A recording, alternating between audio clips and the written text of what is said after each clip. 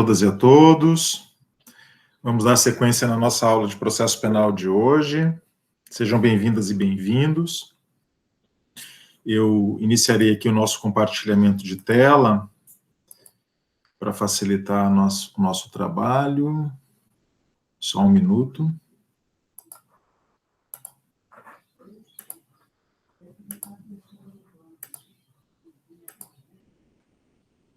Agora sim. Perfeito. Ótimo. Eu acho que vocês já visualizam, né? Então, eu até peço desculpa para vocês, mas por uma falha minha, eu acabei não disponibilizando o vídeo da semana passada, onde nós iniciamos a teoria das provas no processo penal. Mas já vou providenciar hoje, inclusive, os dois vídeos, este de hoje e o da semana passada, e até amanhã, mais tardar amanhã à noite, vocês já terão disponibilizados esses dois vídeos. De qualquer maneira, eu estou indo um pouco mais lentamente aqui nesta matéria, a respeito das provas, para que nós possamos apreender um pouco mais essa disciplina que eu considero ela bastante sensível, bastante importante aqui no nosso processo penal 1. Bom, retomando então alguns elementos que eu havia desenvolvido na aula passada, eu gostaria de retomar do ponto onde parei, quando eu falava a respeito do convencimento do julgador, né, que é um ponto bastante sensível em toda a teoria do direito processual. Claro, evidente, não apenas do processo penal, mas do processo civil, e nesse sentido nós estamos dialogando muito com os civilistas ultimamente. Com o advento do novo Código de Processo Civil, nós começamos a adotar algumas novas terminologias e alguns novos entendimentos a respeito dessa questão específica. Como eu dizia já na aula passada, durante muito tempo nós falamos no livre convencimento do julgador. E fomos percebendo lentamente que este livre convencimento do julgador, ele não deveria ser tão livre assim. É importante que nós definamos aqui algumas palavras, algumas terminologias, porque elas induzem a certos entendimentos que depois podem ter efeitos colaterais. E é por isso que nós estamos corrigindo essa terminologia, e não apenas por uma questão de politicamente correto, não é isso, né? Exatamente para que nós possamos ter clareza do que nós estamos falando. Então, com o advento do novo Código de Processo Civil, nós hoje dizemos que o convencimento do julgador, ele não é um livre convencimento, ele é um convencimento técnico. Isso parece bem mais óbvio hoje, mas durante muito tempo não foi tão óbvio desse jeito. E eu já dizia na aula passada, me perguntava, né, e desenvolvia aqui com vocês, o que significa um convencimento técnico, diferentemente de um convencimento livre, não é? Um convencimento técnico, ele é um convencimento fundado em certos estándares probatórios. Vejam, eu até mencionava de início um exemplo e quero retomá-lo, porque nós precisamos aqui fazer essa divisão. Eu, como cidadão que sou, né, como componente da sociedade civil que sou, eu posso e devo ter opiniões a respeito de tudo, né? Posso opinar a respeito de tudo, posso ter sentimentos a respeito de tudo. Quando acontece e é divulgado pela mídia um crime, por exemplo, que se torna famoso, eu posso ter as minhas próprias opiniões sobre aquilo. Mas essas opiniões leigas, essas opiniões que são proferidas pelas pessoas comuns, elas não devem se confundir em absoluto com as opiniões técnicas de um magistrado. Afinal de contas, nós ficamos aqui 5 anos estudando direito, não é para depois sairmos julgando conforme as nossas próprias pré-compreensões. E vejam, o convencimento livre nunca pode ser confundido com um convencimento fundado em pré-compreensões. E isso acontece no Poder Judiciário, infelizmente, né, de forma inadvertida. Eu me recordo uma colega que inclusive chegou a ser professora substituta aqui na nossa casa, na Universidade Federal de Santa Catarina, que contava um caso onde uma cliente sua, moça muito jovem, ainda talvez aí com menos de 20 anos, ela havia sofrido uma violência sexual por parte do próprio irmão. E dessa violência sexual, desse estupro, né, deste crime de estupro, ela engravidara do próprio irmão. Como vocês sabem, ela compareceu até um hospital para fazer o aborto legal, né, definido no Código Penal desde 1940, e teve dificuldade. O hospital não quis fazer o procedimento sem uma ordem judicial, o que é bastante absurdo, porque vocês sabem que, pelos protocolos do Sistema Único de Saúde, não seria necessário sequer um boletim de ocorrência, não é? Mas apenas uma autodeclaração do estupro. Houve resistência por parte do hospital, de modo que ela procurou essa advogada, nossa colega, nossa amiga, para fazer uma solicitação judicial. A advogada fez essa solicitação, começou a demorar bastante o despacho para ser proferido, ela foi conversar com a juíza, e a juíza disse para ela: olha, eu aconselho a senhora a dizer para a sua cliente ter esse filho, porque eu vou negar esse pedido. E vou negar porque eu acho que isso é um absurdo. A minha religião não permite isso, e eu sou pró-vida, e eu acho que ela tem que ter esse filho. Vejam, eu sempre... Eu gosto muito desse exemplo, embora trágico, né? Embora bastante trágico, eu gosto de citar esse exemplo, porque ele coloca aqui essa tensão que eu estou mencionando entre um livre convencimento e um convencimento técnico. Na medida em que eu sou magistrado, na medida em que eu sou juiz, eu preciso fazer um grande esforço de deixar as minhas próprias pré-compreensões de lado para poder julgar tecnicamente. Nós estamos falando aqui de algo que é legal, né? O aborto legal por estupro, né? ou em virtude de risco à saúde ou à vida da mãe, ele está legalizado no Brasil desde os anos 40. Não é? Então, nós não estamos falando aqui de uma pré-compreensão de um julgador, de uma pessoa em particular. Nós ficaríamos numa total insegurança jurídica. O Brasil tem aproximadamente entre 15 e 20 mil juízes, né, no sistema judiciário. Vejam, imagina se cada magistrado julgasse conforme a sua própria pré-compreensão. Não, nós temos uma legalidade estabelecida. E eu preciso julgar tecnicamente conforme essa legalidade, mesmo quando esta legalidade for contrária aos meus sentimentos e às minhas opiniões pessoais. Óbvio, isso que eu estou falando é de uma obviedade tremenda, mas infelizmente nós somos obrigados a dizê-lo hoje, não é? Porque nós vemos como esse caso, né, magistrados que acabam afastando o ordenamento jurídico que foi definido democraticamente numa nação para julgar conforme suas próprias pré-compreensões, ou muitas vezes, através de processos interpretativos, realizando verdadeiras torções interpretativas no ordenamento jurídico para estabelecer a sua própria vontade, para fazer valer a sua vontade quanto a uma certa determinação legal, o que é muito complicado. Então, quando eu menciono a necessidade de um julgamento técnico, eu estou mencionando isso. O convencimento do julgador, ele se opera tecnicamente. E um convencimento técnico é aquele convencimento que se opera a partir da prova juntada aos autos e a partir dos estándares probatórios, da definição de estándares, de modo que eu, Mateus, cidadão, posso, ao assistir na televisão o caso do goleiro Bruno, por exemplo, quando matou a Elisa Samúdio, eu posso dizer, tá na cara que foi ele, tá? Como qualquer cidadão pode dizer, tá na cara, o corpo não foi encontrado, mas tá na cara que foi ele. Mas quando eu coloco a toga, quando eu sento na cadeira do juiz e preciso julgar esse caso, o tá na cara não vale, não é? O tá na cara não vale. A opinião de senso comum não vale, eu preciso julgar conforme provas. Então, mesmo tendo uma opinião como cidadão, Por exemplo, sobre a culpabilidade de um réu, eu preciso aqui separar as coisas e julgar tecnicamente e dizer, olha, tudo bem, pode estar na cara, mas existem provas efetivas que foram desincumbidas aqui pelo Ministério Público, pela acusação, para que possamos chegar a uma condenação criminal?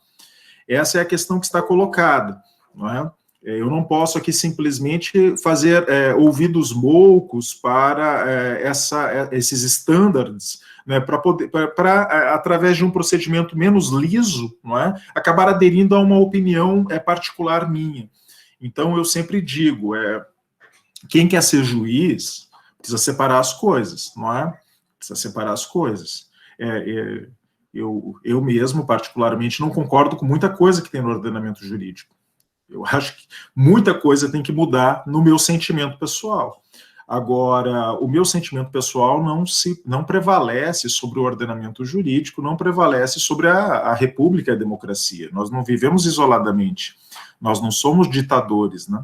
Muito pelo contrário, nós vivemos numa democracia, e a democracia pressupõe isso, inclusive, né? Que façamos o debate democrático, que possamos expor as nossas opiniões coletivamente, que sejamos derrotados nas nossas opiniões, nem sempre as nossas opiniões são as que prevalecem, e como juiz, como magistrado, deve haver aí uma adesão e um compromisso em fazer valer a legalidade, porque a legalidade é a escolha que é feita democraticamente por uma nação, embora talvez eu não concorde com ela em alguns pontos, de modo que eu faça obedecer este ordenamento jurídico quando ele tenha que ser obedecido. O juiz ele precisa ter esse compromisso, saber aí afastar. Quando eu sentei nos bancos da graduação como vocês, eu tive um professor de processo civil, um grande processualista, com muitos livros escritos, um grande doutrinador brasileiro, e numa das primeiras aulas ele disse, como magistrado que era, né, ele disse, olha, se tivesse a pena de morte no Brasil, eu determinaria sem qualquer dor na consciência a pena de morte. E eu, naquele momento, quando eu vi aquilo, eu que sempre fui um militante das causas dos direitos humanos, eu fiquei muito revoltado em ouvir aquilo daquele professor, né? Hoje eu compreendo, de alguma maneira, o que ele quis dizer, não é? Ele não estava dizendo ali que ele era a favor da pena de morte, que queria aplicar a pena de morte aos condenados. Evidentemente, ele estava tendo ali um comportamento de um magistrado que dizia, olha, se essa fosse a legalidade e eu, como juiz que sou e aderir a isso, eu teria que aplicar, eu teria que fazer a aplicação, embora talvez não concordasse com ela, não é? Vejam, então nós precisamos fazer a separação das coisas aqui. Ele não estava ali, evidentemente, dizendo que era favorável à pena capital. Né? Então, nós podemos ser colocados, inclusive como juízas e juízes, em dilemas morais. Sim, o dilema moral vai acontecer, é claro. Quando a minha própria pré-compreensão ela está afrontada por aquela situação jurídica que eu estou. Aquela juíza que eu mencionei agora, ela ficou num dilema moral, né? Poxa, se eu determinar ali o aborto, né, embora legal, eu vou estar indo contra as minhas próprias convicções pessoais, né, religiosas, etc. e tal.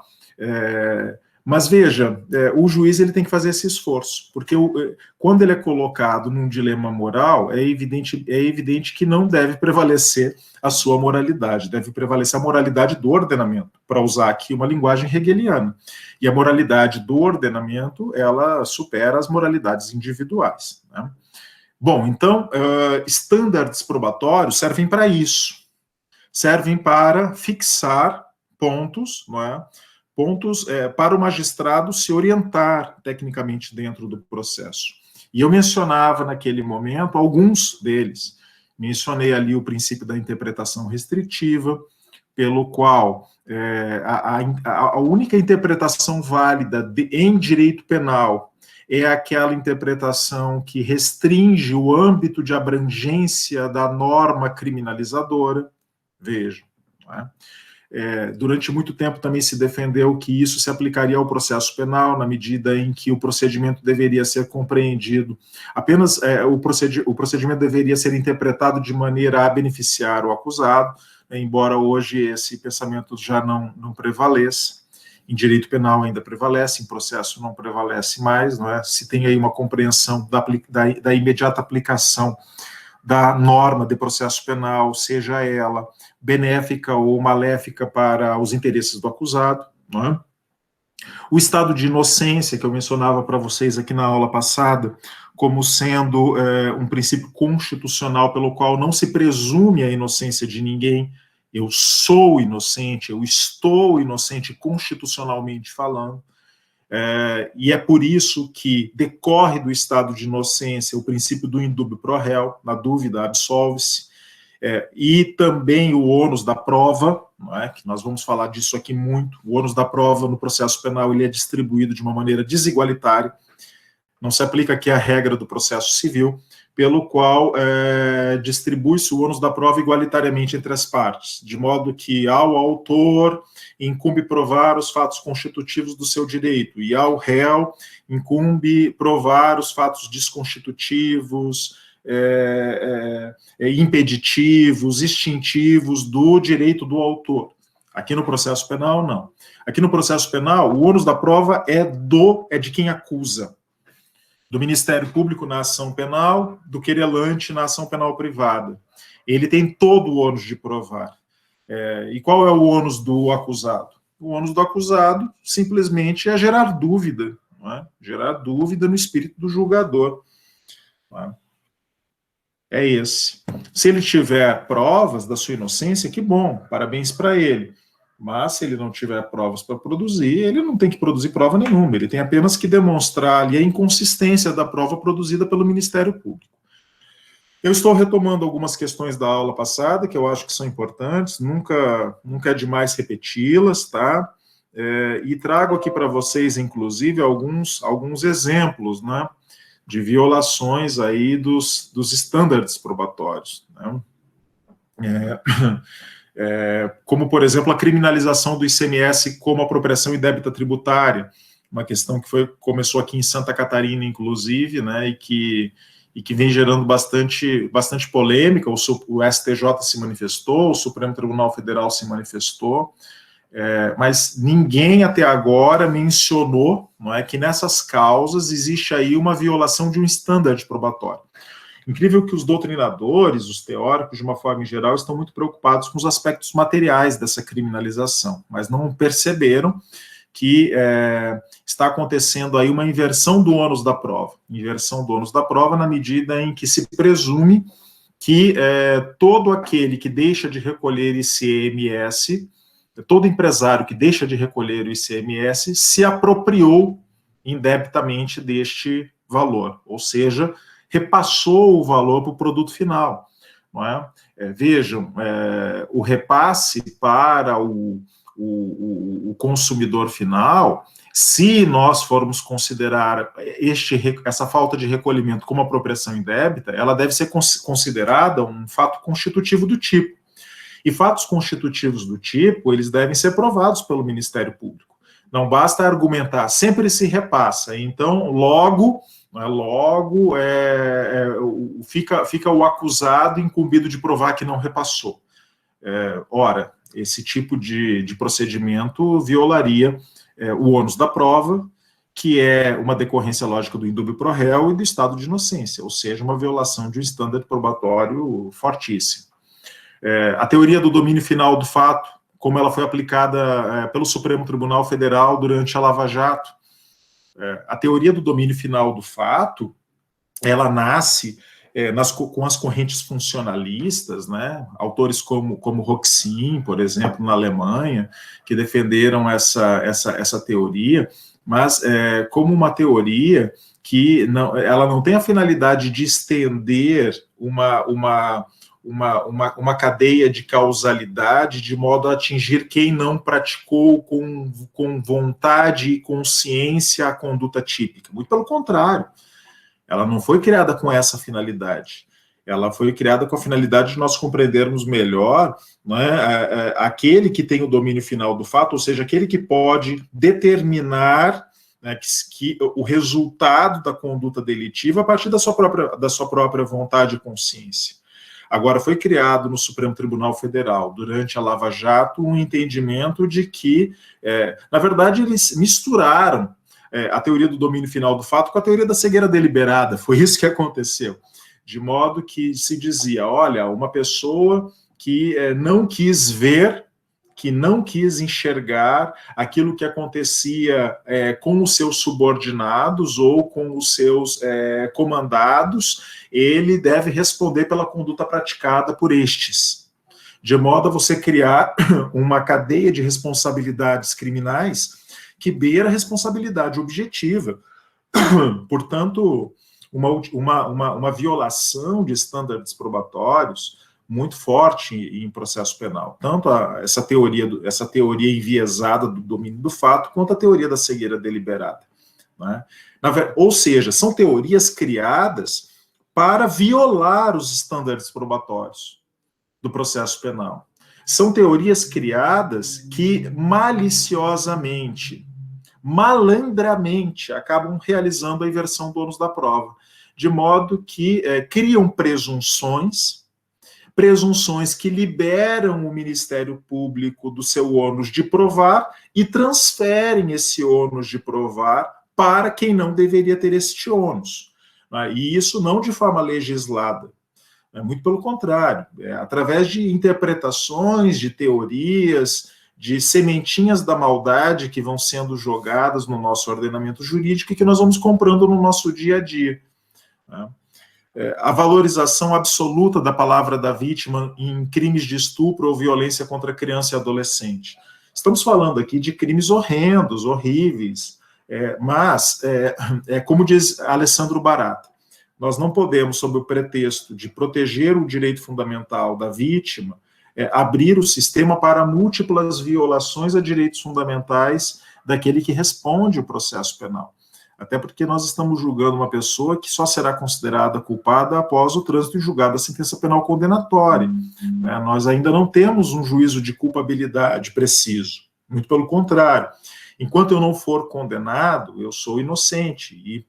E nós sabemos muito bem qual é a probabilidade de erros judiciários em todas as causas dentro do nosso sistema.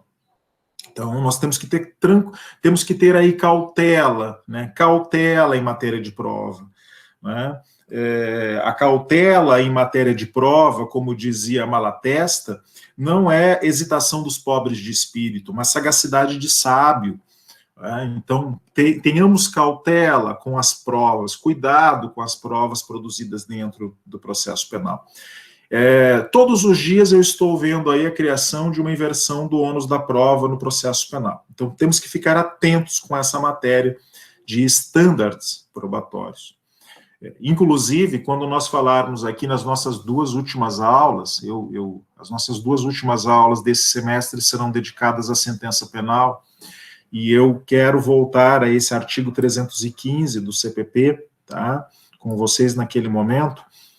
O artigo 315 do CPP, ele foi inserido recentemente no Código, inclusive pelo pacote anticrime, não é? Para criar regras de motivação e fundamentação do despacho de decretação de prisão preventiva. Mas vejam, nós estamos considerando, nós professores, teóricos do processo penal, estamos considerando que se criou no 315 uma verdadeira fundamentação de qualquer decisão no processo penal. De modo que o artigo 315 não se aplica apenas ao despacho de decretação da prisão preventiva. Ele se aplica à própria estrutura motivacional e fundamentadora da sentença criminal condenatória. A sentença criminal condenatória precisa observar, para que ela seja considerada motivada e fundamentada, ela tem que obedecer os critérios do 315, que estão muito bem amarrados. Nós veremos isso. Pena de nulidade. Pena de aplicarmos aí o artigo 564.4 do CPP, que determina a nulidade da sentença penal condenatória se não obedeceu os critérios do 315. Tá? Portanto, eu fecho essa questão mencionando que eu considero ela importantíssima. Nós estamos falando aqui de um dos corações da teoria das provas no processo penal. Essa matéria dos estándares probatórios, ela acaba sendo muito, digamos, esquecida na processualística penal, mas ela deve ser vista com mais carinho, porque é aqui que acontecem muitas maldades no cotidiano. Tá? Bom, sigamos adiante. Avaliação da prova no processo penal. Vejam, o que eu quero dizer com isso? Aqui eu seria obrigado, inclusive, a fazer algumas comparações do processo penal com o processo civil.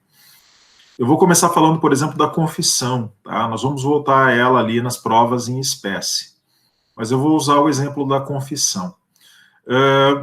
Vejam, durante o procedimento inquisitorial da Idade Média, a confissão ela foi pensada como a rainha das provas, a regina probatorum, né? Ou seja, se buscava a confissão como a prova absoluta. Se o sujeito confessou, não há mais o que discutir. Todas as provas, todas as outras necessidades probatórias estão eliminadas, de modo que nós já podemos realizar a condenação e partir para a execução. Foi assim que ela foi pensada. Não é? E aí vocês sabem qual foi a consequência. A consequência foi a criação, no entorno desse pensamento, de do processo penal inquisitorial como uma sessão de tortura. Por quê? Porque se a confissão era a rainha das provas, então a questão era obter a rainha das provas, obter a confissão. E a melhor forma de obter uma confissão é através da violência. Porque, como diz o Frei Beto, não é? Quando você tortura uma pessoa, você faz com que o seu corpo traia o seu espírito, traia a sua própria vontade. A dor faz com que eu cometa uma traição contra mim mesmo, contra as minhas próprias convicções, contra a própria verdade. Não é?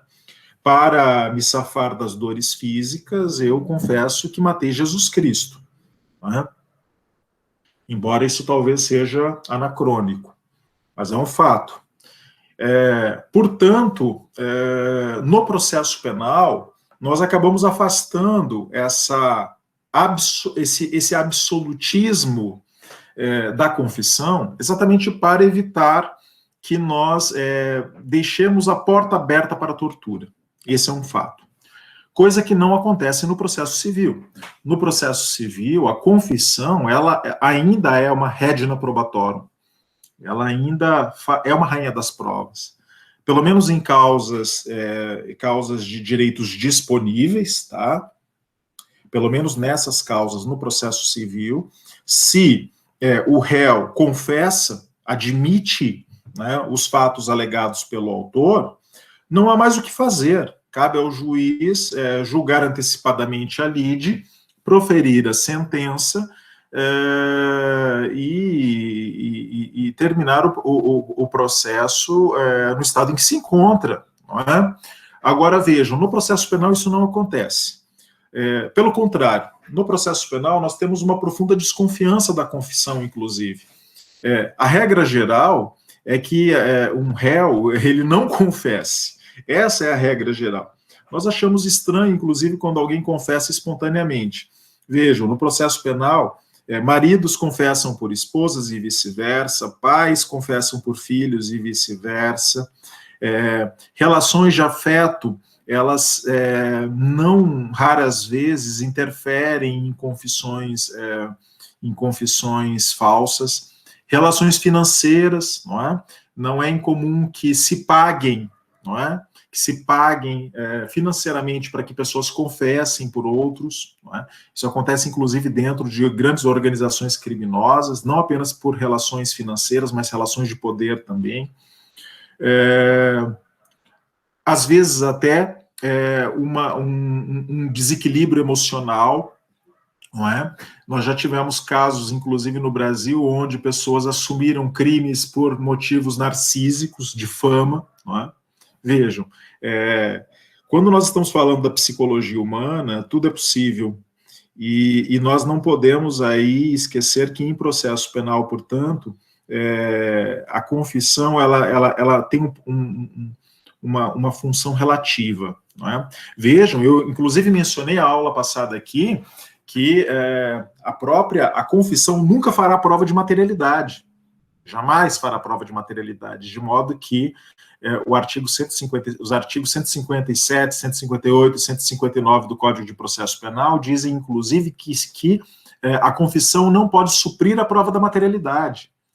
Tá? O sujeito pode confessar que matou, mas se eu não tiver o corpo de delito direto ou indireto, ele não poderá ser condenado pelo crime de homicídio com base na confissão. Não pode.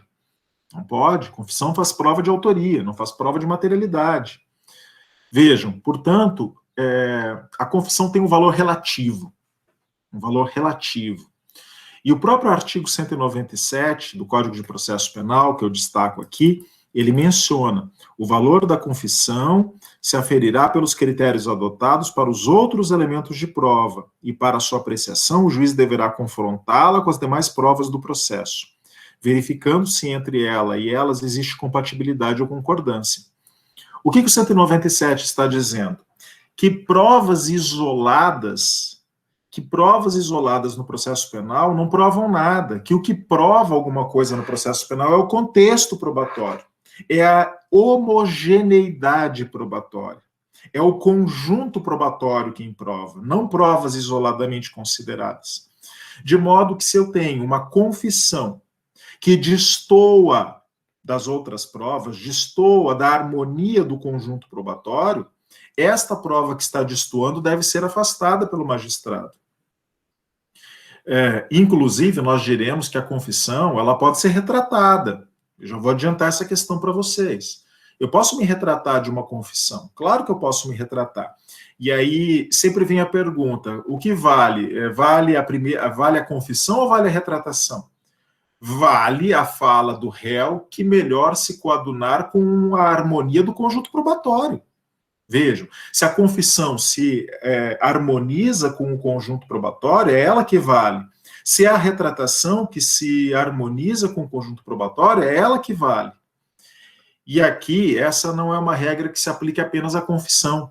Ela é uma regra que se aplica a todas as provas do processo penal. Ela é uma regra geral de avaliação da prova no processo penal. De modo que eu posso concluir que no processo penal não existem provas absolutas. Nenhuma é absoluta. Tá? O corpo de delito o laudo de corpo de delito não é absoluto, a confissão não é absoluta, os documentos não são absolutos, a palavra da vítima não é absoluta, as testemunhas não são absolutas, nada é absoluto. Tudo é uma construção coletiva, é uma harmonia probatória que se constrói de modo a harmonizar as diversas evidências e dizer que, dentro daquele processo, eu tenho uma certa segurança sobre a culpabilidade ou eu tenho uma insegurança sobre a culpabilidade que me leva à absolvição. É disso que se trata. Tá? Então, em processo penal, jamais nós teremos provas absolutas. Todas as provas, elas devem se coadunar no conjunto probatório. O Enrico Ferri, inclusive, um dos grandes pais da escola positiva italiana, advogado de profissão e doutrinador, né, pensador fantástico que era, ele tinha uma metáfora muito interessante, que eu sempre utilizo, inclusive no tribunal do júri. Ele dizia que a verdadeira prova nos autos, né, a prova que demonstra a verdade dos fatos, é uma prova que tem um voo retilíneo como o da andorinha, enquanto a prova falsa produzida nos autos tem um voo em zigue-zagues como o do morcego. E realmente, quando nós vemos provas dentro dos autos que são em zigue-zague, o sujeito uma hora fala uma coisa, outra hora muda o seu depoimento, outra hora muda de novo, a testemunha que muda o seu depoimento a toda hora, não tem aí uma harmonia, provas juntadas em zigue-zague, cada uma fala uma coisa, ou seja, o que isso está demonstrando? Isso está demonstrando que não tem prova, que não tem harmonia probatória, que não se conseguiu construir um consenso. Um consenso é algo harmônico, não é algo que se harmoniza. Eu não estou dizendo aqui que não pode ter contradição probatória nos autos. Pode, mas eu posso dizer que existe pelo menos um conjunto de provas que, dentro da sua... em seu interior, demonstram uma certa harmonia, embora outras tenham sido juntadas para demonstrar a irrealidade daquela prova. Mas eu tenho que ter essa harmonia. Se eu não tenho essa harmonia, se eu tenho aí mais contradições do que a harmonia estabelecida, então o único caminho que o juiz deve seguir é o que está estabelecido no artigo 3867 do Código de Processo Penal, que diz que in dubio pro réu. Né? Na dúvida, mantém-se o estado de inocência constitucionalmente deliberado, né, pelo nosso legislador constituinte. Tá? Professor? Pois não? O professor acha que essa retratação do acusado, ela pode ser válida mesmo após firmado um acordo de não persecução penal, homologado, etc.? Pelas regras atuais do acordo de não persecução penal, não. Tá? Não seria. Tá? Porque no acordo de não persecução penal, você teria aí um período probatório onde ele se extinguiria. Tá? Então, se ele se retrata, ele está aí, por exemplo, voltando atrás da confissão, que é um elemento do acordo de não persecução penal. Tudo bem, mas aí eu estou olhando internamente e admitindo que essa confissão é constitucional, questão que ainda não foi debatida no Supremo Tribunal Federal, infelizmente. Eu, particularmente, venho falando, né, a boca miúda, pelo menos essa é uma opinião minha como professor de processo penal, que eu creio que essa confissão ela é inconstitucional. E ela seria inconstitucional porque ela violaria o princípio do Estado, o princípio do silêncio no processo penal, que eu vou falar daqui a pouco para vocês, vamos entrar nesse aspecto. Tá? Agora foi exigida legislativamente essa confissão, tá? E até agora ninguém mencionou essa questão não foi levantada. Então, por enquanto, e eu, inclusive, acabei agora um artigo com uma colega de vocês do semestre passado, a Luísa Hoffman, nós fizemos um belíssimo trabalho de levantamento jurisprudencial no Brasil a respeito da natureza do acordo de não persecução penal, como se ele seria aí um direito subjetivo do acusado, ou se ele seria um poder discricionário do Ministério Público. Nós fizemos um belo levantamento jurisprudencial com acórdãos do TJ de Santa Catarina, do TJ do Paraná, do STJ, do Supremo. E a jurisprudência, ela vai, embora com algumas pequenas divergências, ela já foi, inclusive, se encaminhando no sentido de que é realmente um poder discricionário do Ministério Público, né, que não é um direito subjetivo. E eu, particularmente, concordo com esse pensamento. E concordo com esse pensamento não por uma preferência pessoal minha. A minha preferência pessoal é que fosse um direito subjetivo. Eu, Matheus, gostaria que se estabelecesse o acordo de não persecução penal como direito subjetivo no ordenamento jurídico. Mas eu não vou ser desonesto. Como ele foi criado pelo pacote anticrime, ele foi criado não nessa modalidade, ele foi criado como uma modalidade de poder discricionário. O que nós estamos observando no Brasil é uma administrativização do processo penal. Administrativização essa que precisa ser muito bem entendida. O que nós estamos fazendo? As leis infraconstitucionais, elas estão subrepticiamente, devagarzinho, estão minando a base constitucional que nós temos, porque a nossa base constitucional estabeleceu o devido processo legal substancial como única modalidade capaz de chegar a uma sentença penal, chegar a uma decisão de uma demanda criminal. De repente, a legislação ela vem e começa, e essa é a malandragem colocada, né? Você começa com instrumentos que beneficiam o acusado. Então, você joga uma transação penal, você começa a importar instrumentos da plea bargain, tá? E esses instrumentos da plea bargain, você começa a entrar de modo a beneficiar o acusado de alguma maneira, de modo que todo mundo aceita. Opa, é para beneficiar, tá ótimo, todo mundo vai bater palma. Então, uma transação penal, uma suspensão condicional do processo, depois um acordo de não persecução penal, mas já mais agravado, na medida que eu exijo uma confissão, que no meu entendimento particular seria inconstitucional a exigência dessa confissão. Aí você, de repente, estabelece uma delação premiada, começa essa delação premiada na lei de combate às organizações criminosas. Daqui a pouco essa delação premiada passa a lei de drogas, passa a lei dos crimes ambientais, passa a lei dos crimes financeiros, passa a lei dos crimes tributários, até que, enfim, você estabelece para todo o Código Penal. Ou seja, daqui a pouco, todo o processo penal está tomado por uma administrativização, de modo que o judiciário delega, a lei delega, tira do judiciário o poder de decisão, que fica apenas homologatório, e joga isso para o Ministério Público, de modo que você começa a resolver as demandas penais todas administrativamente, no interior do próprio Ministério Público, através de acordos. Acordos de transação, acordos de suspensão, acordos de não persecução, delações premiadas. E você vai esvaziando o devido processo legal. Vai esvaziando. Daqui a pouco está chegando para o juiz apenas meras homologações. Homologações de acordos definidos no interior do MP. É isso que eu chamo de administrativização do processo penal brasileiro, que eu acho perigosíssimo, mesmo quando é para beneficiar o acusado, mesmo quando é para beneficiar. Tá? Porque sempre começa assim, começa com alguns acordos para beneficiar, depois começa com os acordos para prejudicar, e aí nós não sabemos onde isso vai chegar. E vira um mercado judicial, aliás, um mercado criminal, de modo que o poder de barganha, quem tem mais poder de barganha? Sempre o Ministério Público que tem poder de barganha. Sempre o Ministério Público. E no final das contas, isso fortalece os instrumentos inquisitoriais do processo penal. O inquérito policial, ele fica mais importante do que a ação penal. Porque com o inquérito policial bem construído, eu, Ministério Público, tenho mais poder de barganha para impor o meu negócio jurídico.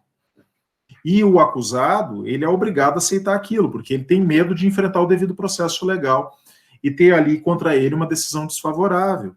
Então, nós estamos vivendo no direito processual penal brasileiro uma mudança paradigmática, perigosa, estranha, tensa. Né? Eu venho estudando nos últimos anos essas modificações e é uma coisa que me interessa muito, né? Me interessa demais.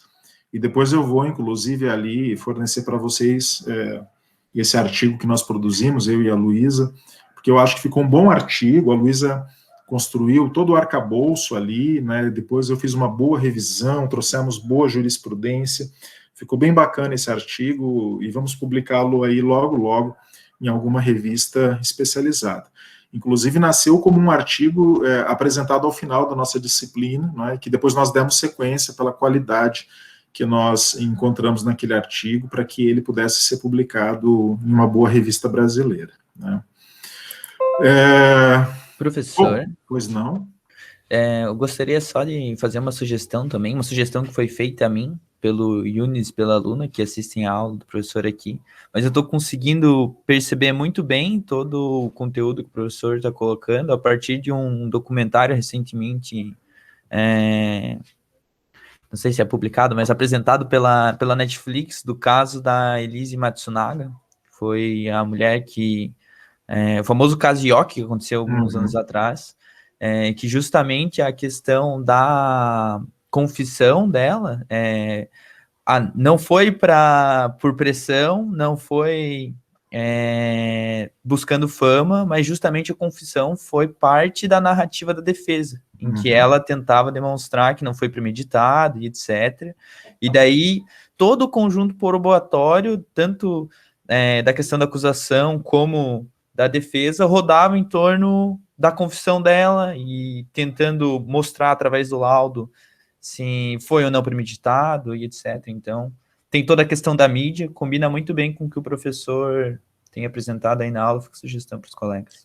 Obrigado, Rafael. Eu estou ensaiando para assistir, mas o Netflix é sempre assim, né? Como a gente assiste com a esposa, né? E à noite lá, né? Aquele momento relaxante, né? Às vezes fica aquela coisa, poxa, assistir uma coisa assim, né? Então, às vezes a gente vai para uma coisa um pouco mais leve para dar aquela desanuviada do dia a dia, né? Que já é tão pesado, né?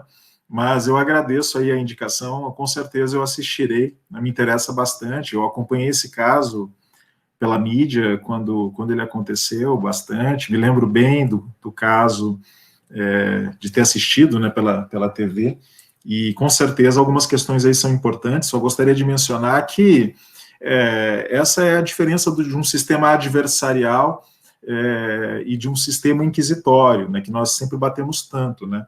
No sistema adversarial, né, as partes elas são livres para construir as suas próprias narrativas, né? O Ministério Público constrói uma narrativa. E, sem sombra de dúvida, os acusados constroem outra narrativa. Isso é totalmente legítimo, né? É do jogo. Se nós pudéssemos falar, né, numa power parity, né, no sentido de uma paridade de armas, que tanto se fala no processo penal brasileiro, e que é decorrência do princípio da isonomia, nós estaríamos aí, eu não vou dizer para você que nós estaríamos no melhor dos mundos, mas nós estaríamos num mundo bastante equilibrado, né? De modo que as partes elas podem dialeticamente construir as suas narrativas e que prevaleça a melhor narrativa. Isso é legítimo, já que nós não acreditamos aí na descoberta da verdade, nessa metafísica da verdade.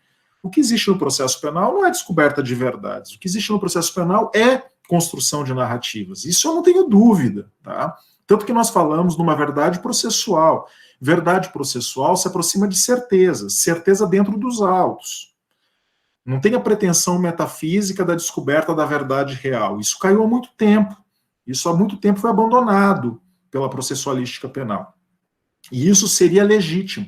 O problema é que nós temos, cada vez mais, nessa administrativização do processo penal que eu menciono, um fortalecimento dos instrumentais de Estado, da persecução penal, e cada vez menos instrumentos, né, colocados à disposição do acusado para que ele possa realizar a sua paridade de armas. Então, a paridade de armas ela não existe no processo penal e cada vez ela fica mais distante. De modo que falar em uma isonomia, numa igualdade das partes dentro de um processo penal de modelo acusatório adversarial vai ficando cada vez mais distante. Essa administrativização que eu menciono, ela vai tornando cada vez mais uma das partes superpoderosa, porque ela tem um inquérito policial, ela tem todos os instrumentos da chamada justiça negocial à sua disposição, e ela tem aí poder de impor, daqui a pouco, e já está acontecendo, né, no processo penal brasileiro, de impor penas por antecipação, embora atenuadas, aos acusados que, com medo de se submeter ao devido processo legal, aceitam e o juiz apenas homologa. É um fato. Então, quando eu não lembro quem foi que levantou, por que eu comecei a falar de acordos de não persecução penal, um colega aí levantou uma questão. Mas vejam, tudo isso, no final das contas, não está sendo debatido. Então, é constitucional exigir a confissão? É constitucional mudar o sistema jurídico brasileiro de direito processual penal de um sistema judicial para um sistema administrativo? Veja, isso tudo está sendo feito na calada da noite. É isso que é revoltante. Poderíamos nós aqui democraticamente fazer esse debate com a sociedade civil, com os especialistas, mas ninguém está fazendo esse debate. Isso vai sendo colocado na calada da noite através de modificações legislativas e nós, teóricos, professores, alunos, alunas, corremos atrás depois para entender. Agora, é assim que uma democracia se constrói? Eu, particularmente, penso que numa democracia nós deveríamos debater qual era o melhor caminho e adotar. Se decidir que o melhor caminho é administrativizar o sistema de justiça criminal, ótimo, foi a escolha da sociedade. Paciência. Paciência. Mesmo não gostando, eu vou ser obrigado a dizer, tá, escolheu fazer o quê? É igual o presidente da República. Né? Eu posso não gostar do presidente que está aí ou do presidente anterior. Pouco importa, mas a sociedade escolheu fazer o quê? Paciência. Paciência. Então, sistema processual penal, paciência. Agora não é isso que acontece. É tudo feito na calada da noite. E aí vira estelionato legislativo. Desculpem a força das palavras, mas é o que a gente vai vendo acontecer no Brasil, né? Falta de controvérsia, voltando aqui ao nosso feijão com arroz. A falta de controvérsia, né? A falta de controvérsia, ela está ligada ao que eu vinha mencionando a respeito da confissão. Tá? A falta de controvérsia não leva a uma certeza de culpabilidade. Então, pode o réu confessar. E aí vocês não vão poder dizer para mim, não tem controvérsia a ser dirimida. Não, a confissão não faz prova absoluta. Então, a falta de controvérsia não leva a um julgamento antecipado da lide. Muito pelo contrário. Tá? Nós precisaríamos, no modelo clássico, que nós ainda estamos falando, adversarial, que é o modelo ainda prevalecente, né, embora esteja avançando aí esse modelo de justiça negociada, de administrativização da justiça criminal. Nesse modelo adversarial que nós estamos aqui trabalhando, a falta de controvérsia, portanto, ela não levaria a uma certeza de culpabilidade, né? Vamos ver como que vai se desdobrar essa questão toda aí com o acordo de não persecução penal e essa exigência agora de confissão. Eu acho inconstitucional, né? Agora, se vocês me perguntarem qual é a tendência no Supremo Tribunal Federal, eu não tenho dúvida que na hora que submeter, eles vão falar, não tem nada, não tem nenhuma inconstitucionalidade aqui, claro, exige a confissão. O Supremo sempre faz isso. É o Supremo sendo Supremo. É o Supremo sendo Supremo. Me desculpem, mas assim, a Constituição diz com belas palavras que o Supremo Tribunal Federal é o guardião da Constituição. Mas o que eu vejo na minha prática como professor e como advogado nos últimos 20 anos é que o Supremo Tribunal Federal ele está lá para dizer a exceção. Um pouco naquela situação do soberano da exceção do Carl Schmitt, né? A Constituição diz que tem estado de inocência, mas pode relativizar aqui. A Constituição diz que tem outro princípio lá, mas pode excepcionar aqui, ali. Então, a jurisprudência do Supremo Tribunal Federal, nos últimos 30 anos, na verdade, desde que a Constituição adveio, é excepcionadora de princípios constitucionais. Quer dizer, quando eles podem ser violados, e podem ser violados pelo Estado. Tá? E não estou falando isso aqui da boca para fora, estou falando a partir do que a gente observa no cotidiano do judiciário brasileiro. Ele é um poder excepcionador das regras legais. É um fato, né? Então, acho que como tendência, vão fingir que é constitucional, né? Passa por cima e deixa, até porque diminui o serviço no judiciário, joga tudo para o Ministério Público abraça essa causa, dá uma diminuída forte aqui na nossa quantidade de processos, né? Fica bom para todo mundo, né? Só não fica bom para o cidadão, aquele que deveria ser aí o principal dentro de uma democracia, né? Ô, professor... Pois não, quem fala? O Nicolas, chegasse a ter oportunidade de ver algum processo em que o réu ele acabou descumprindo a NPP e foi utilizado contra ele a confissão e ele ter sido condenado por isso? Ainda não. Ainda não. Obrigado. Ainda não, é bem recente, eu não tive nenhum caso, assim, até agora, que eu possa falar que eu vi, né, assim, ainda não, tá? É bem recente, inclusive a jurisprudência é bem escassa ainda, e ainda é muito recente essa questão no Brasil, tá? Ainda vai rolar muita água aí jurisprudencial para a gente poder ter um panorama mais claro. Só estou falando aqui questões, Nicolas, que, por enquanto, para mim estão claras, né? Mas ainda é um processo longo, né? Diferente de falar de uma transação penal, de uma suspensão condicional do processo, que a gente tem jurisprudência aí desde 1995, né? Então, aí é 2019, dezembro de 2019, ainda nós não temos experiência prática para poder mencionar aí na jurisprudência brasileira de ter visto assim tão fortemente. Voltamos aqui, então. Poderes instrutórios do juiz, tá? Eu venho batendo muito fortemente nessa questão, a diferença dos sistemas processuais, o sistema acusatório, o adversarial e o sistema inquisitório. Então, aqui chegou a hora de mostrar para vocês o coração desse sistema inquisitório brasileiro. E lá atrás eu mencionava, por que inquisitório? Inquisitório não porque ele carrega características históricas do medievo, das ordenações filipinas, do Malleus Maleficarum, do Directório Inquisitório, não. Porque ele tem uma lógica inquisitorial. Lógica inquisitorial, que é uma lógica marcada por uma confusão funcional entre as partes processuais.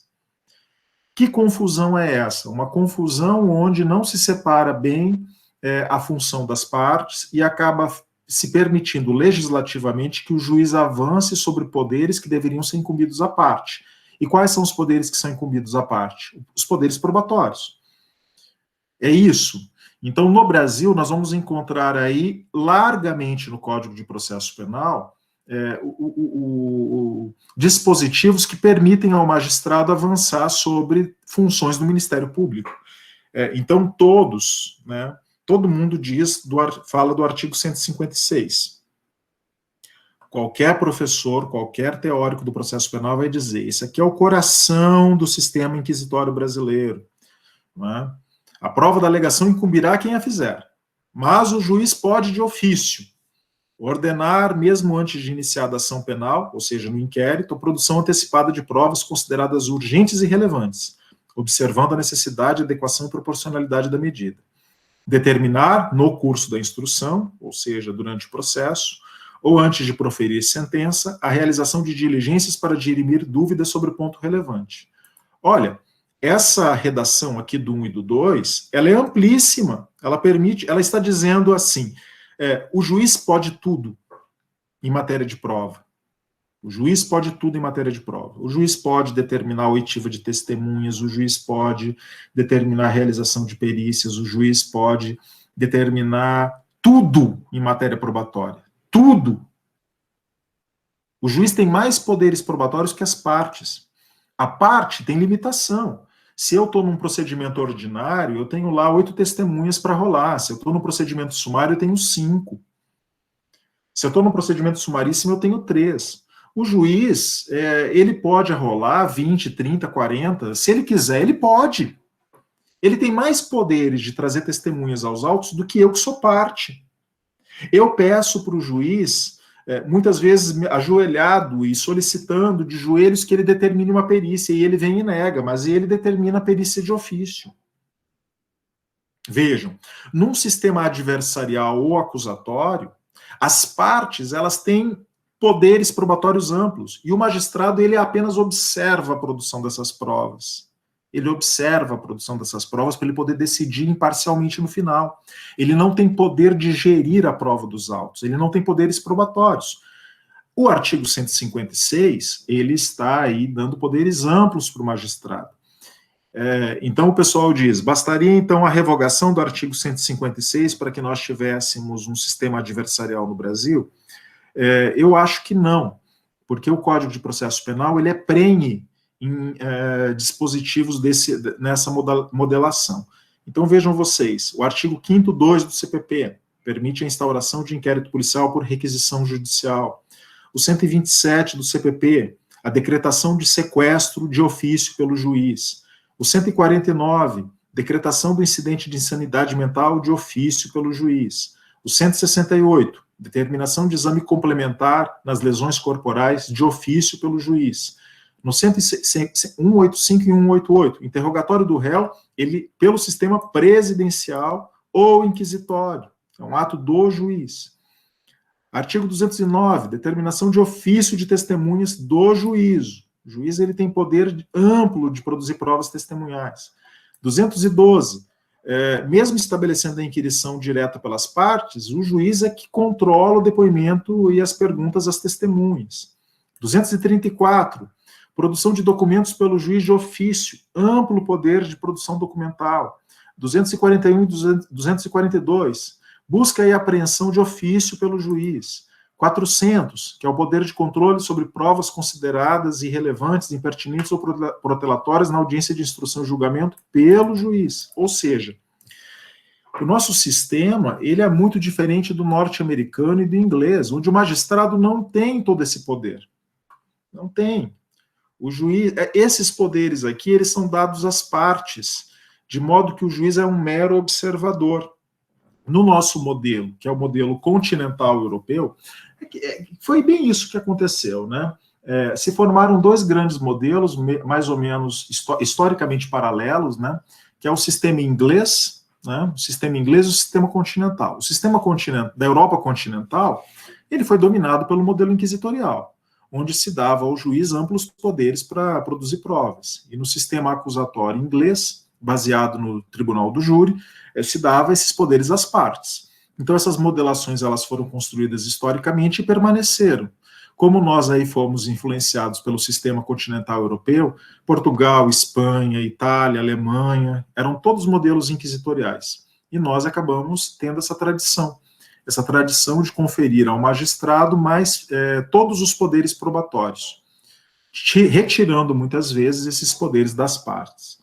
O que nós queremos e gostaríamos, pelo menos, não por vontade pessoal, a Constituição brasileira estabeleceu que o nosso sistema seria acusatório, mas o nosso legislador infraconstitucional, ele resiste a isso. O pacote anticrime agora estabeleceu, sim, vejam vocês aqui no artigo 3º, né? Vamos abrir aqui, no artigo 3A. O processo penal terá estrutura acusatória, vedadas a iniciativa do juiz na fase de investigação e a substituição da atuação probatória do órgão de acusação. É exatamente o que eu estou falando para vocês. Vejam.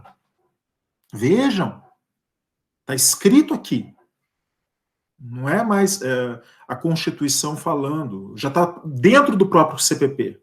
O processo penal terá estrutura acusatória, vedada a iniciativa do juiz na fase da investigação, ou seja, o juiz não pode interferir na produção probatória na fase do inquérito policial, nem se substituir a atuação probatória do órgão de acusação durante a instrução criminal. Está escrito no 3A. Só que todos esses artigos que eu estou mencionando para vocês vêm de encontro ao artigo 3A. Todos eles desmentem o 3A. Então, a jurisprudência deveria tomar uma decisão de dizer o seguinte: com o advento do 3A, eu tenho aqui uma incompatibilidade lógica de todos esses instrumentais, do 156 até aqui o 400. Eu tenho uma incompatibilidade lógica. Incompatibilidade lógica entre um processo acusatório e inquisitório, de modo que todos esses artigos deveriam ser considerados tacitamente revogados pelo 3A. Todos. Cadê esse debate na jurisprudência brasileira? Cadê? Quem está falando sobre isso? Aliás, eu não vi inclusive, nem os teóricos falando a respeito disso até agora.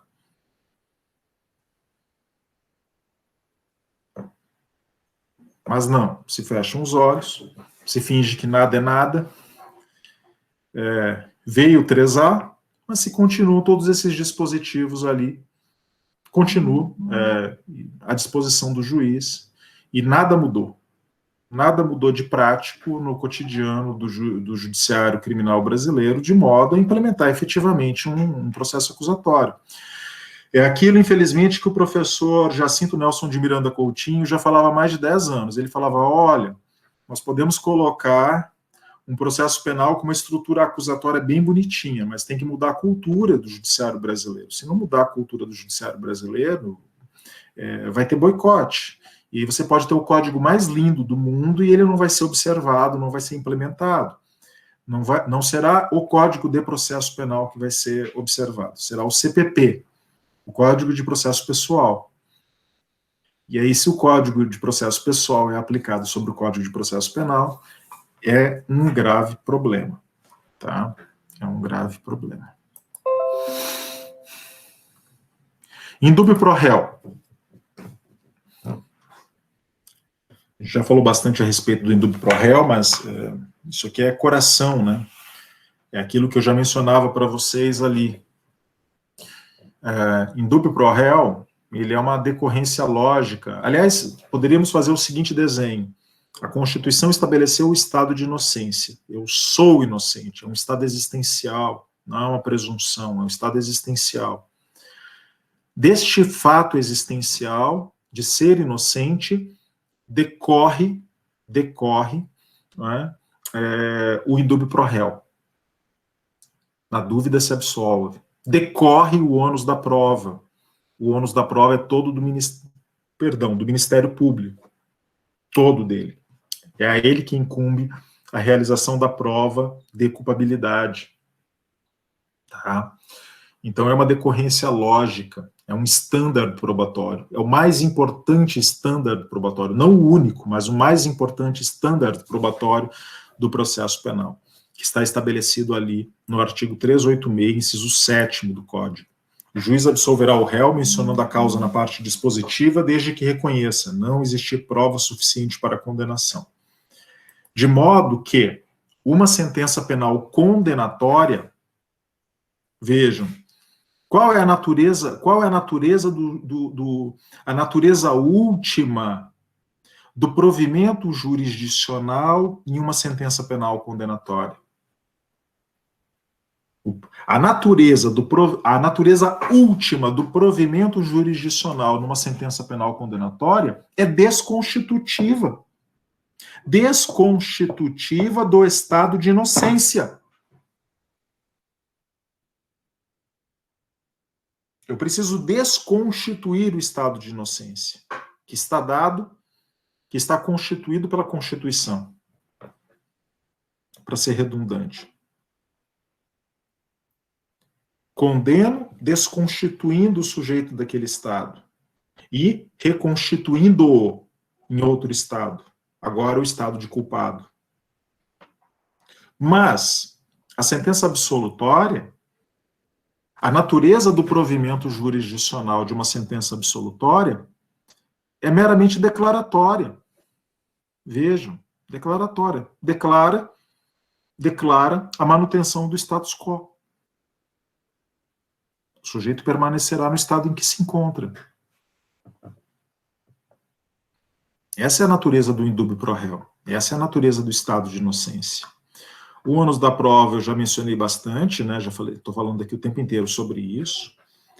Vou aqui diretamente para o nemo tenetur sede tegere, né? Eu já mencionei para vocês aqui o direito ao silêncio. Esse é um outro standard importante do processo penal brasileiro, um direito fundamental, inclusive, não é?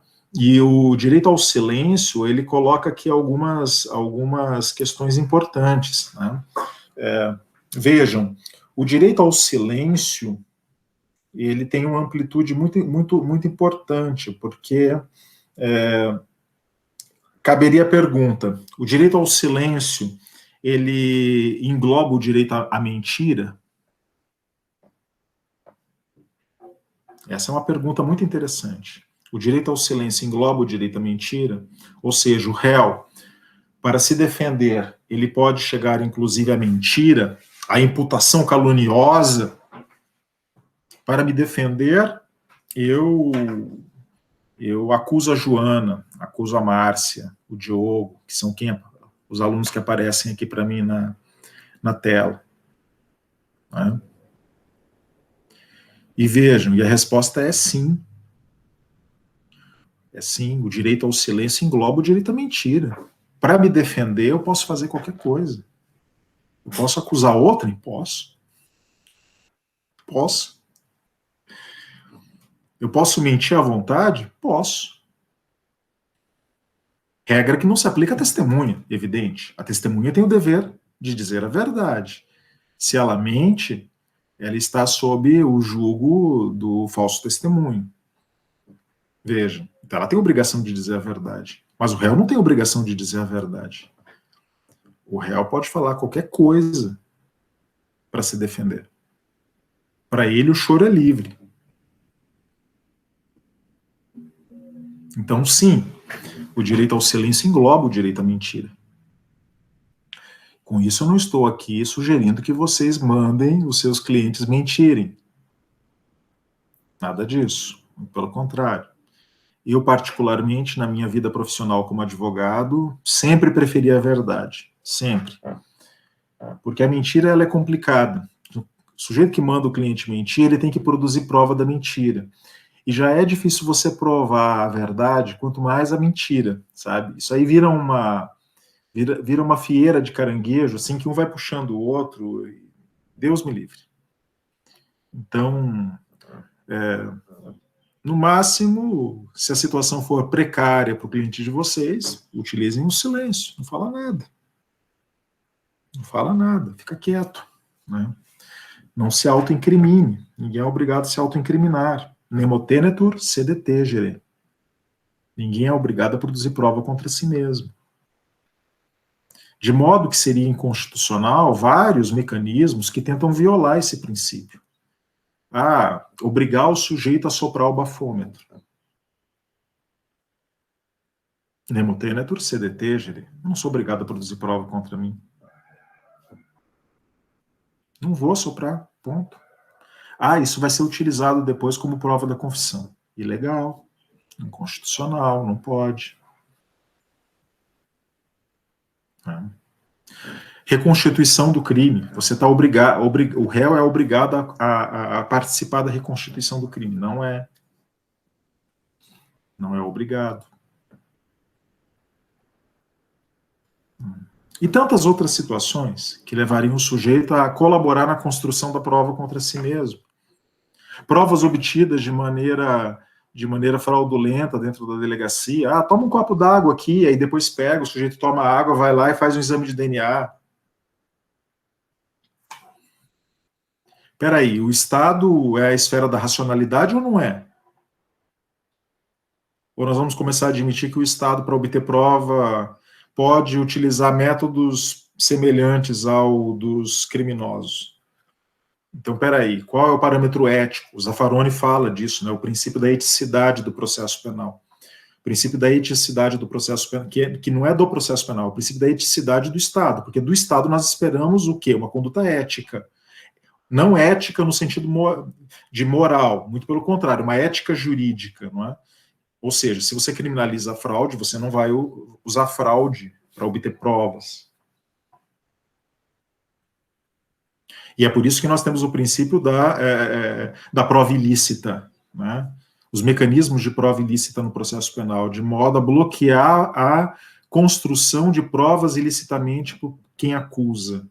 Né? Que o Ministério Público ou o querelante possam utilizar técnicas de produção probatória que o igualam às próprias condutas ilícitas que eles deveriam combater, ou que eles estariam que haveria uma revolta do ordenamento jurídico contra elas. Isso tudo é muito complicado, né? De modo que nós precisamos ficar atentos a essas possibilidades. Então, nemo tenetur sede tegere, ninguém é obrigado a produzir prova contra si mesmo, e precisamos ficar aí atentos com essas possibilidades de violação. Quanto à questão, já que eu já comecei a falar de provas ilícitas, né, eu acho que o mais importante aqui é dizer primeiramente, né, três coisas eu vou mencionar aqui.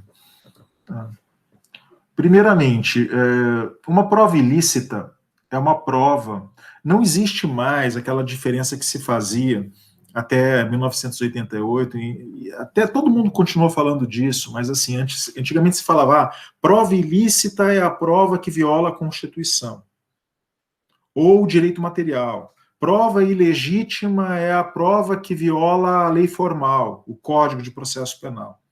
Isso aí não tem muito motivo para continuar sendo adotado. Toda prova que viola a lei é uma prova ilícita. Se essa prova foi obtida em violação à lei, em violação à legalidade, ela é ilícita. Se ela foi obtida sob tortura, se ela foi obtida em violação ao Código Penal, cometendo um crime, não é? Eu cometi um crime para obter a prova, ela é ilícita. Se há uma impossibilidade de produção probatória, como no Código, por exemplo, no plenário do Tribunal do Júri, as partes estão proibidas de fazer a leitura de documentos que não foram juntados aos autos com antecedência de, no mínimo, 3 dias para o conhecimento da parte contrária, que é uma regra de direito formal. Não é uma questão menor, afinal de contas, está violando o princípio do contraditório, da ampla defesa, né? Agora, vejam, pouco importa se eu violei a Constituição, se eu violei o Código Penal, se eu violei o Código de Processo Penal, todas essas provas são ilícitas. O que importa é demonstrar que, para a obtenção da prova, existe aí uma violação da lei, da legalidade. Prova é ilícita e deve ser desentranhada dos autos. Tá? Primeira questão. Segunda questão. não são apenas as provas, obtidas em violação à lei que são consideradas ilícitas. Porque essas são as que nós consideramos provas ilícitas originárias. Também as derivadas das originárias serão consideradas ilícitas. Essa é a famosa teoria da árvore dos frutos envenenados, né, dos frutos proibidos. De modo que uma árvore envenenada sempre dará frutos envenenados. Então vejam, o delegado levou o sujeito para a delegacia e o torturou. Gente, eu estou usando aqui exemplos hipotéticos que não acontecem no nosso cotidiano jurídico, né? É só um exemplo, né? Houve uma tortura na delegacia e se obteve uma confissão. Essa confissão dizia para o delegado onde estava a prova do crime. Aí, com base nessa confissão, obtida mediante tortura, o delegado vai ao juiz e solicita uma busca e apreensão domiciliar deste documento, dessa prova. O juiz concede a busca e a apreensão. O delegado vai até a casa, realiza a diligência de maneira totalmente legal, obtém essa prova. Essa prova é uma coisa, essa coisa tem que ser submetida a um exame de corpo de delito, manda para o IGP faz o exame de corpo de delito e se chega ao fim a um exame de corpo de delito, que é juntado aos autos. Então, vejam, eu tenho uma concatenação de provas aí, uma derivada da outra. Primeiro, a confissão, essa originariamente ilícita, depois uma busca e apreensão, totalmente ilícita, aparentemente ilícita. Da busca e apreensão, eu tenho ali eu tenho a busca e a apreensão da coisa, e da apreensão da coisa eu tenho a confecção do exame de corpo de delito, também aparentemente ilícito. Então, veja, embora da busca e apreensão em diante, tudo tenha sido feito em obediência à lei, nós dizemos que a prova original, aquela prova que determinou a concatenação, por ser ilícita, ela contamina todas as demais. Então, será ilícita a confissão obtida mediante tortura, a busca e apreensão e o exame de corpo de delito sobre a coisa. Então, o juiz não poderá condenar mais o réu? Poderá, mas não com base nessa concatenação de provas, com base em outra. Se existir outra prova nos autos que possa substituir essa aqui, então ele pode até condenar com base naquela, mas essa aqui não. Tá? Então eu posso encontrar num processo vários desdobramentos probatórios. E eu preciso desenhar esses desdobramentos probatórios. Várias linhas probatórias. Eu tenho uma aqui que é ilícita, e eu elimino essa cadeia ilícita. Se as outras cadeias que sobraram nos autos forem suficientes para condenação, ótimo, pode condenar, tecnicamente falando. Mas se eu, ao eliminar essa cadeia probatória, estiver eliminando uma prova que não que faz com que a cadeia ela se torne precária, então o indúbio pro réu se impõe. Nesse caso aqui, por exemplo, eu disse que havia uma confissão obtida mediante tortura e a prova da materialidade, enfim, foi ilícita por derivação. Ou seja, se você matou a prova da autoria e matou a prova da materialidade, a prova da autoria ainda pode ser suprida pelas testemunhas, por exemplo. Eu tenho um monte de testemunha que dizem, não, foi ele o autor. Mas a prova da materialidade, como é que eu faço? Se a única forma de provar a materialidade fosse aquela coisa, e eu matei exatamente o laudo de exame de corpo de delito, e ele não pode ser repetido, porque a obtenção da coisa foi ilícita. Vejam, então, com isso, eu lembro, eu até contei para vocês aqui na aula passada de um caso que eu até brinquei que eu era advogado da família, né, que fiz o júri do sobrinho, depois fiz o júri do tio, e nesse caso do rapaz, né, do sobrinho, foi muito interessante, porque eu defendi num crime de drogas, e ele foi preso com uma pequena pedra de crack para uso pessoal. Ainda na lei, veja como que eu estou ficando velho, né? Ainda na vigência da Lei 6368 de 76, né? E que era bem mais pesada, né? Eu ainda peguei essa fase. Hoje está bem mais tranquilo. Mas naquela fase era complicado. O sujeito era pego com o artigo 16, né, da Lei 6368, que era porte para uso, era um escândalo, né? O que eu cansei de ir para a delegacia de madrugada, com gente presa em flagrante delito por isso, era uma coisa insana. E aí ele foi preso com uma pequena pedra de crack, e aí foi para o IGP. O IGP me devolve um laudo, que não era um laudo, era uma folha de papel timbrado, escrito laudo. Debaixo da palavra laudo estava escrito positivo para benzoil metilecognina, Florianópolis, data tal, e assinado por um perito. Só que naquela época se exigiam 2 peritos. Ou seja, o laudo era todo nulo. Todo nulo. Era nulo porque era um laudo, primeiramente, sem fundamentação, que já ia direto para o resultado, que não falava qual era o fundamento do procedimento realizado, a metodologia utilizada de isolamento do bem, hoje o que nós chamamos de cadeia de custódia, não falava nada, nada. E já pulava diretamente para a assinatura com um único perito quando se exigiam 2, ou seja, laudo totalmente nulo. E ainda no final, assim, eles colocaram em letras minúsculas, né, em nota de rodapé, o material apreendido foi totalmente utilizado na perícia. Então eu simplesmente fui lá em alegações finais e disse, olha, aleguei a nulidade do laudo e fingi que não tinha visto a nota de rodapé. E disse assim, que se mande novamente para o IGP para que ele refaça a perícia sobre o material sobrante. Né? Eu não tinha material.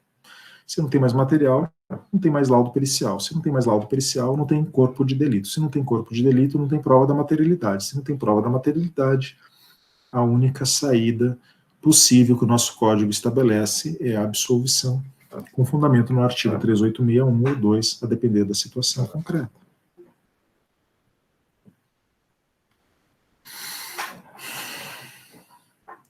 E a terceira e última questão, né, que eu gostaria de mencionar aqui para vocês, né, o Código de Processo Penal, a lei, o pacote anticrime, inseriu um importante dispositivo, né, no Código de Processo Penal, que vocês podem observar ali, né, esse parágrafo 5º aí, o juiz que conhecer do conteúdo da prova declarada inadmissível não poderá proferir a sentença ou acórdão, tá?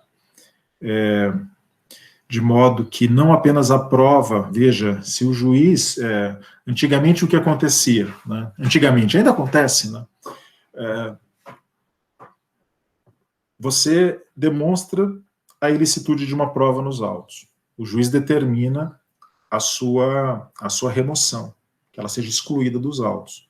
Mas o juiz já conheceu essa prova. Já conheceu. E já está convencido por essa prova. Então, retirar a prova dos autos fica apenas nominal.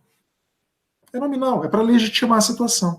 Aí o juiz ele constrói um argumento pela condenação, convencido por uma prova que não está nos autos, mas ele, claro, não cita essa prova. Então, na verdade, a sentença ela se transforma numa peça legitimadora de uma condenação por motivos ocultos, por motivos que não estão declarados. Isso acontece todos os dias. Agora, o nosso papel é tentar bloquear esses canais. Então, o que disse o pacote anticrime, né? Se o juiz conheceu da prova, não se exclui apenas a prova, se exclui o juiz. Passa para outro. Outro juiz que não conhecer da prova é que vai julgar o caso. Claro que o Supremo Tribunal Federal, né, suspendeu esse dispositivo nessa ADI 6298 do Distrito Federal, que foi proposta inclusive pela Associação Nacional dos Magistrados Brasileiros, que defende, né, vergonhosamente nessa ADI, que o juiz tem que tem que continuar julgando, sim, né, com base em provas ilícitas. É uma coisa, assim, impressionante, mas vamos lá, né? Coisas que a gente vê no nosso Supremo Tribunal Federal. Ontem eu estava vendo o Instagram e alguém colocou assim um post bem bacaninha, né? Assim, é tão bom saber que o Supremo Tribunal Federal está em férias, dá uma sensação de segurança jurídica. É uma brincadeira, mas é uma brincadeira séria, né? Fala muito do nosso sistema judicial. Né? Mas tudo bem, vamos lá, vamos adiante. Isso aqui é muito importante. Presunções legais. Vejam, uma pena que nós tenhamos que falar das presunções legais, porque a princípio, vejam, nós não deveríamos admitir presunções legais em direito penal. Tudo que a gente aprende lá no direito penal. Né? Quando a gente está estudando teoria geral do direito penal, a gente aprende, olha, o direito penal repudia presunções. Só que isso é dito lá na teoria geral do direito penal e depois esquece. Quando você vai para a jurisprudência, você vai encontrar dezenas de situações onde a jurisprudência estabelece presunções legais e até a lei infraconstitucional estabelece presunções legais. Então nós somos obrigados a falar delas porque elas são uma realidade no ordenamento jurídico, embora a teoria diga que o direito penal não se coaduna com presunções.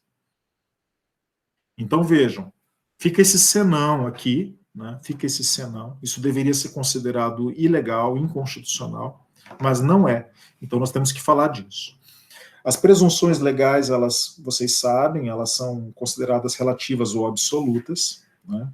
Inclusive existem súmulas do Supremo, do STJ nesse sentido, tá? E aí nós diríamos assim, pragmaticamente, tá? Pragmaticamente, para quem está atuando no processo. Se uma presunção é considerada relativa, ela é iuris tantum, né? Então, essa presunção, ela admite prova em contrário. Vale a pena produzir uma prova em contrário? Claro que vale, importante. Total. Se uma presunção é considerada absoluta, a princípio, produzir prova contra ela não surte efeito. Não surte qualquer efeito. Então eu tenho ali o exemplo muito paradigmático do estupro de vulnerável. Então 217A diz, ter conjunção carnal ou praticar outro ato libidinoso com menor de 14 anos. Então qual é a orientação jurisprudencial brasileira? Ilegal, pelo que está estabelecido no artigo. Goste ou não goste desse artigo, o fato é que está na lei. Está dito que a conjunção carnal com menor de 14 anos é estupro de vulnerável, de forma absoluta. De 14 a 18, é relativa. Acima de 18, só na hipótese de prova de violência ou constrangimento ilegal. É isso que está dito no ordenamento. Vejam, eu já passei por situações constrangedoras, né? Eu menciono um caso, ainda, como eu já estou ficando velho, na época em que o estupro era ação penal privada, não é? E o pai, ele tomava, né, o pai, ele tinha legitimidade para ingressar com a ação de estupro, independentemente da vontade da filha. Então, a situação, a menina não tinha 14 anos completos, tá? Era uma mulher formada, claro, estava apaixonada pelo namorado, os dois tinham um namoro, o pai não aceitou, né, não aceitou e ingressou, contratou um advogado, ingressou com ação penal privada por estupro. Tramitou o processo. Eu até estava nessa audiência por uma situação assim totalmente aleatória, porque eu não era advogado do caso. Mas eu estava lá por uma situação aleatória que aconteceu. E a moça chega, né? Chega no seu depoimento pessoal, puta com o pai, né? Brigada com o pai, já não estava nem namorando com o pai. E olha para a cara do juiz, e já toda uma mulher formada, e diz, eu quero só esclarecer aqui que eu dou para quem eu quiser, e ninguém tem nada a ver com isso aqui.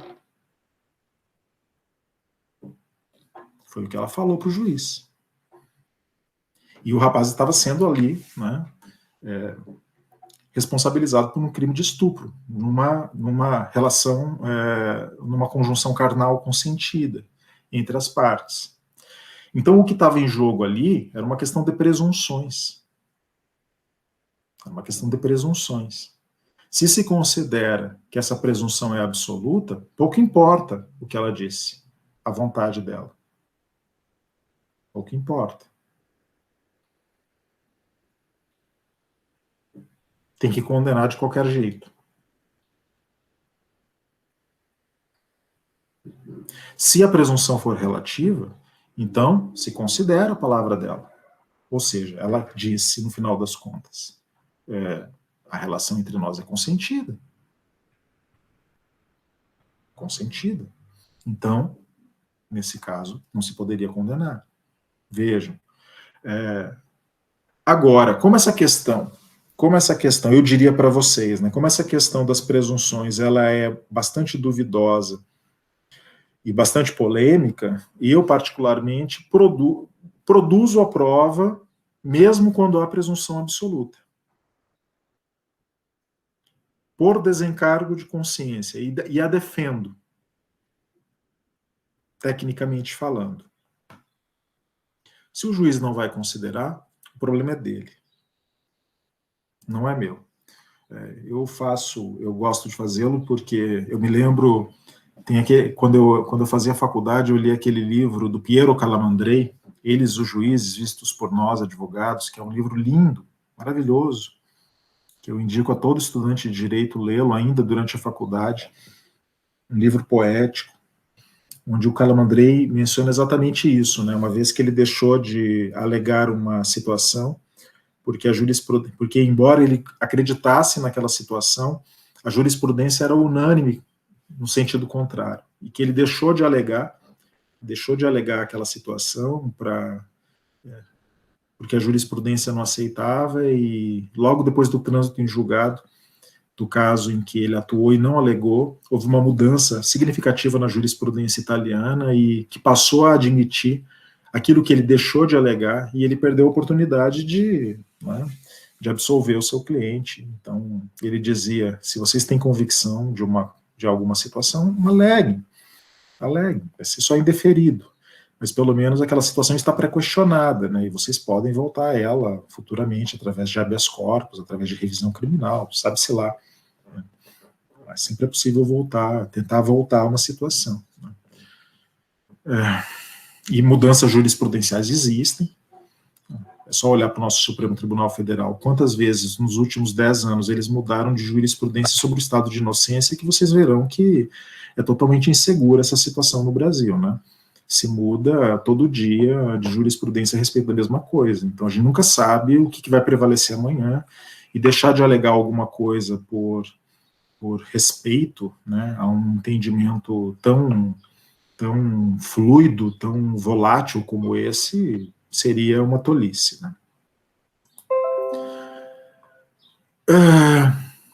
Enfim, para que nós possamos aí encaminhando essa aula de hoje, né, eu gostaria de falar um pouco a respeito dessa integração imaginária da prova, né? Vejam, eu menciono sempre, e essa é uma questão que há muito tempo eu estou para colocar no papel e acabo deixando de colocá-lo por outras questões mais urgentes, mas eu particularmente me convenci de que eu há muito tempo não falo mais eu particularmente não falo mais em provas, né? Eu gosto muito da terminologia utilizada pelos norte-americanos e pelos ingleses sobre evidências. Né? Evidências. Por quê? Porque a palavra prova é uma palavra forte demais. Prova é aquilo que demonstra a verdade de um fato. Agora, será que nós podemos dizer que existem realmente provas no sentido forte no processo penal? Eu fico nessa dúvida, né?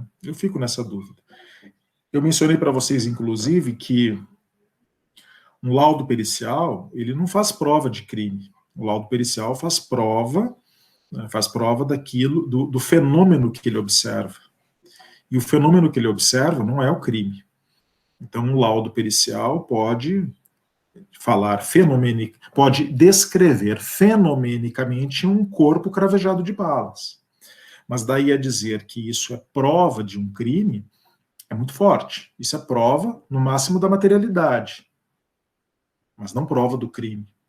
Para que eu fale em prova do crime, eu preciso fazer várias construções mentais e atributivas de sentido para que eu possa chegar ao crime, enfim. Né? Então, nada é prova de nada. O que eu tenho no processo penal são evidências que vão sendo juntadas e que vão montando um quebra-cabeças. Eu, inclusive, mencionei que provas isoladas não são provas. Que o que faz prova no processo penal é o conjunto probatório, é o conjunto das evidências. Exatamente. Então, evidências são peças de um quebra-cabeças que vai sendo construído. Se esse quebra-cabeças, ao final, é totalmente construído, está autorizada uma condenação. Se fica faltando uma peça nesse quebra-cabeças, então eu não teria aí uma autorização para uma condenação. Eu teria a necessidade de encaminhar pelo indúbio pro réu. Vejam. De modo que eu comparo, metaforicamente, as provas no processo penal ao caleidoscópio. Todo mundo aqui sabe o que é um caleidoscópio, já brincou de caleidoscópio. Eu, na minha infância, inclusive, construí um caleidoscópio na época lá da escola, né? Então a gente cortava, né? Já vinha cortado, na verdade, os vidros para a gente, os espelhos, né? E você pega 3 espelhos cortados, né? Cortados de forma retangular, e você junta os três espelhos, né? Dessa maneira assim. Você junta os 3 espelhos, né, fazendo uma triangulação, coloca um espelho embaixo também, né, deixa um furinho aqui na parte de cima, passa o papel, constrói tudo e joga depois pedacinhos de papel coloridos ali dentro. Né, fechou, de modo que quando você vai girando o caleidoscópio, forma-se uma imagem, né, o jogo dos espelhos forma imagens, a imagem de uma flor, a imagem de uma estrela. E essa imagem, ela é harmônica, ela é totalmente harmônica. A imagem que é formada dentro do caleidoscópio, ela tem as partes todas iguais. Ela é uma harmonia complexa. Né? Não tem ali digamos, uma ponta daquela estrela ou daquela flor que seja diferente da outra. Então é um conjunto harmônico. Mas nós sabemos que esse conjunto harmônico não existe na realidade. Ele é uma ilusão de ótica. É uma ilusão de ótica provocada por um jogo de espelhos. No processo penal, o processo penal é um caleidoscópio. Eu vou juntando evidências, pedacinhos de papel, fragmentos de realidade. E esses fragmentos de realidade, eles formam uma ilusão de ótica, eles formam um jogo, uma imagem. E cada um que olhar para aquele processo vai ver uma imagem diferente. Eu olho e chego a uma conclusão imagética. A Joana, a Márcia, o Diogo, que estão aqui presentes, olham para aquele mesmo processo e chegam a uma imagem diferente. Então não dá para dizer que aquilo é a verdade. Aquilo é uma interpretação possível. É uma imagem possível. E é incrível que isso aconteça na prática. É assim que funciona. Cada um que olha aquele processo chega a uma imagem diferente. Então, falar em prova é falar em alguma coisa muito forte. O que nós temos ali são imagens miragens possíveis, narrativas possíveis, construções possíveis. Eu já cansei de chegar no tribunal do júri com situações, às vezes, de réus que, do ponto de vista do Ministério Público, estavam condenados, né? Eu lembro de um júri aqui em Florianópolis que eu fiz, onde um promotor experiente, um dos melhores que eu já enfrentei na minha vida, aqui em Santa Catarina, quando ele olhou para mim, ele falou assim: esse teu cliente já está condenado, né, doutor? Não precisa fazer muita coisa, né? Ele estava tão tranquilo de uma condenação, assim, muito tranquilo, que ele chegou, falou meia dúzia de palavras, assim, meio menosprezou o caso. Isso aí já rodou. Os fatos falam por eles mesmos. Que quando ele viu não é? Depois da nossa defesa, quando se abriu a urna e por maioria de votos, como acontece hoje, veio a absolvição, ele não queria acreditar. Como assim? Como assim pode ter acontecido isso? Então, são possibilidades. Então, quando eu falo sobre essa questão da integração imaginária da prova, eu falo do papel das máximas e da experiência, da experiência profissional e das presunções que estão estabelecidas lá no 375 do CPC. O juiz aplicará as regras de experiência comum, subministradas pela observação do que ordinariamente acontece, e ainda as regras de experiência técnica, ressalvado quanto a estas o exame pericial. Então, vejam, as máximas de experiência, as presunções que o 375 do CPC está mencionando, elas não são uma abertura para que eu decida conforme as minhas próprias convicções. Nada disso. O que o 375 está dizendo é que não existe, que a imagem que se forma dentro do processo é subjetiva. Ela depende de alguém que olhe para ela. Seja eu um juiz togado, seja eu um juiz de fato, um jurado, por exemplo. Eu formo uma imagem. Eu preciso, através da minha experiência profissional, da minha experiência de fato, fazer a ligação dessas imagens. E isso se faz pelas regras de experiência. As regras de experiência, elas nos levam a certas presunções sobre o que geralmente acontece, já que nós não podemos atingir a verdade. A verdade é inatingível. O próprio Carnelucci dizia que a verdade está com Deus, e Deus é grande demais para que nós possamos atingi-lo. Isso num texto famoso de processo, né,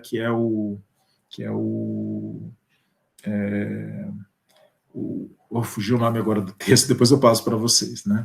O Verdade, Certeza e Dúvida, do Carnelucci, que é um texto que ele escreveu 7 meses antes da sua morte, né? onde ele diz, olha, a minha vida inteira eu fiquei construindo um processo como instrumento para a descoberta de verdades, e no final da minha vida estou descobrindo que o processo não atinge a verdade, não é instrumento para isso. E aí ele termina o texto dizendo isso, porque a verdade, ela está com Deus, e Deus é grande demais para ser atingido pela nossa mísera inteligência humana, né? Então, o máximo que a gente pode atingir no processo é uma certeza conjuntural, interna, né, e despretensiosa.